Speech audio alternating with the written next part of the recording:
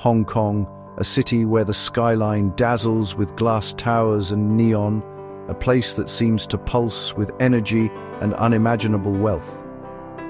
From above, it's a metropolis that never sleeps, its skyscrapers standing as monuments to ambition and prosperity. Yet, just steps away from this glittering facade, there are hidden pockets of poverty that most visitors never see. In the shadows of these towers, life tells a very different story. From the heights of Victoria Peak, the city stretches endlessly, a breathtaking panorama that seems to promise opportunity for all. It's easy to believe that anything is possible here, but down below, in neighborhoods like Sham Shui Po, the reality is far more complex. The neon lights illuminate crowded streets where families struggle to get by. Here, hundreds of thousands of people are forced to make homes in subdivided flats. Tiny spaces carved out of old buildings, some so small they're known as coffin homes. These rooms are not just cramped, they represent a crisis of dignity. People sleep, eat, and live in spaces barely bigger than a closet, with little privacy or comfort. Hong Kong is now the world's least affordable housing market, with over 200,000 residents squeezed into these units. For many, the dream of a better life feels out of reach. The contrast is staggering. Luxury penthouses with sweeping harbour views tower above, while just floors below, people are forced to live in boxes, separated by thin walls and locked doors. My journey today is to understand how such extremes can exist side by side in one of the world's richest cities, and to meet the people who call these hidden corners home, who persevere despite the odds stacked against them. This is a story of resilience, hope, and the human spirit's ability to endure, even in the face of overwhelming challenges. Entering a coffin home building is a shock to the senses. The moment you step inside, the world outside fades away, replaced by a heavy silence and the overwhelming closeness of the space. The building itself feels like a relic from another era, its walls stained by years of humidity and neglect. The air is thick with stale fumes and dampness. The corridors are narrow, cluttered, and dimly lit. Every step echoes off the concrete, and the flickering lights cast long shadows that make the hallway feel even more confining. The smell of mildew lingers, mixed with the faint aroma of cooking from behind closed doors. Behind a metal door, a single room is divided into a dozen wooden boxes, coffin homes, stacked 2 or 3 high. Each box is barely large enough for a person to lie down, and the sight of so many crammed together is both astonishing and heartbreaking. Each box is a world unto itself, separated by thin plywood and a curtain. The partitions offer little more than a suggestion of privacy, and every movement or whisper can be heard by neighbors just inches away. I met Mr. Chan, who's lived in a 22-square-foot box for years. He's one of many who call this place home, adapting to a life where space is measured in inches, not feet. His entire life fits inside. A mattress, a fan, a few clothes. Every possession is carefully arranged, making use of every available inch. There's no room for anything unnecessary, no space for sentimentality. There's no room to stand, only to sit or lie down. The ceiling is so low that stretching out feels like a luxury, and the walls seem to close in with every passing day. Privacy is non-existent. Every sound and sigh is shared. The thin walls do little to muffle the noise, and the constant presence of others is inescapable. 15 people share a single toilet and washing area.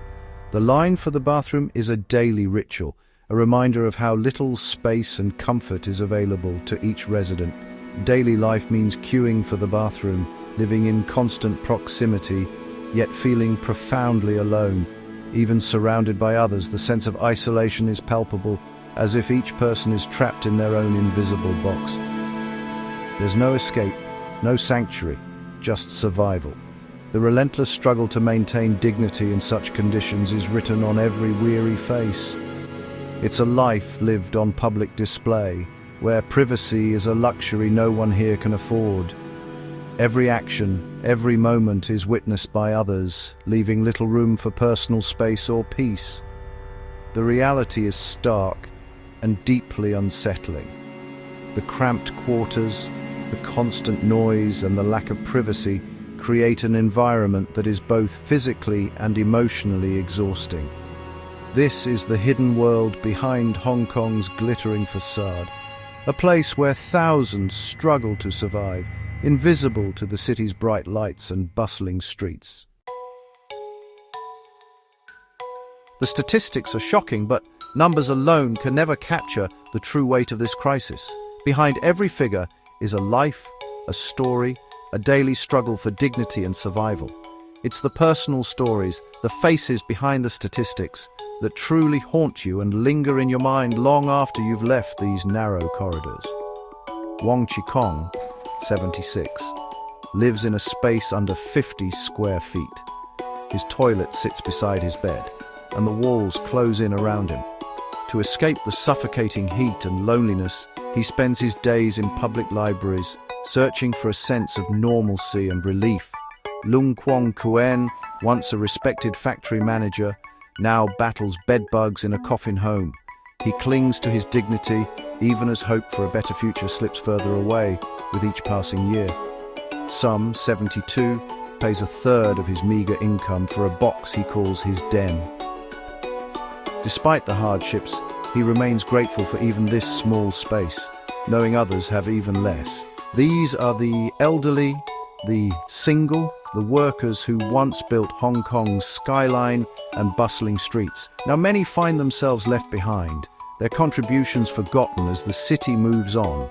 They keep their spaces tidy, clinging to routines that give their days structure.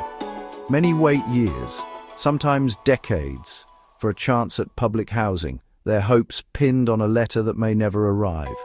Their stories are not just of suffering, but of remarkable endurance and quiet strength.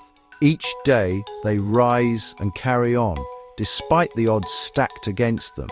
In the midst of hardship, they find small moments of peace, a cup of tea, a book, a sliver of morning light filtering through a window. These moments are precious, even as hope for a better tomorrow grows dim. For many, the wait for public housing feels endless, a distant promise that may never be fulfilled. Yet they persist, holding on to dignity in the most undignified of places, refusing to let their circumstances define them.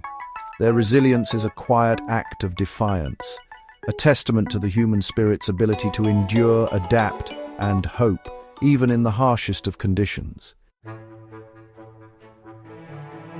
Coffin homes aren't just the result of greedy landlords, they're a symptom of Hong Kong's deep housing crisis. Land is scarce, property prices are sky high, and public housing waitlists stretch for years. For the poorest, a real apartment is out of reach. Public housing is a distant hope. This gap fuels the market for coffin homes and other subdivided units. Government inaction and policies favouring developers have made things worse. Even recent reforms have been slow and flawed, leaving the most vulnerable with nowhere else to go. Coffin homes are the physical manifestation of a broken social contract. The cruel irony. These tiny, squalid spaces are shockingly expensive. Residents pay up to $140 per square foot, 4 times the rate of luxury apartments. For many, rent consumes nearly their entire income, trapping them in poverty. Rent controls are weak, with loopholes allowing landlords to set exorbitant initial prices. Landlords subdivide apartments into illegal units, multiplying profits while tenants have no protection. The system enables exploitation, keeping the coffin home industry alive. Residents surrender most of their earnings just to exist in a box. It's a cycle of poverty that's nearly impossible to escape. Under pressure, the government introduced new standards for subdivided units, minimum size, windows, private toilets. But the worst units, coffin and cage homes, are exempt, still governed by outdated laws full of loopholes. Landlords easily sidestep regulations, and the reforms risk shrinking legal housing supply, driving up rents. Many tenants will be displaced, with no priority for public housing. The policy looks good on paper, but fails in practice, pushing more people into even worse conditions. Critics warn the reforms may worsen the crisis, not solve it. For residents, skepticism runs deep. Promises of change ring hollow when the reality remains unchanged. Living in a coffin home is a daily struggle for survival. In summer, the boxes become ovens. Residents seek refuge in public spaces to escape the heat. Shared toilets are filthy, pests are rampant, and poor ventilation leads to health problems. Fire hazards and structural dangers are constant threats. The psychological toll is immense. Privacy and identity are stripped away. Residents become invisible, hiding their reality from the world. Every day is a battle for basic well-being and dignity. This existence erodes not just comfort, but personhood itself. Despite everything, residents are not passive victims. Their resilience is seen in small acts: keeping spaces tidy, sharing dark humor, surviving with dignity. NGOs like SOCO and Oxfam fight for their rights, document abuses, and push for real change. Activists demand a timeline to phase out coffin homes, more transitional housing, and real rental support. Residents, empowered by these groups, are speaking out, demanding to be seen and heard. They are not to blame for their situation. They are victims of a broken system. Their courage in sharing their stories is an act of resistance. The fight is not just for shelter, but for humanity. As I leave these hidden corners, I'm struck by the urgency of this crisis. Coffin homes exist in one of the world's richest cities, a stain on its conscience. The resilience of residents is inspiring, but it should not excuse inaction. No one should have to call a box home. Change begins with awareness and refusing to look away. We must support NGOs, amplify residents' voices, and demand real policy reform. This is a story of global inequality and our shared responsibility. The question remains, will we choose to act, to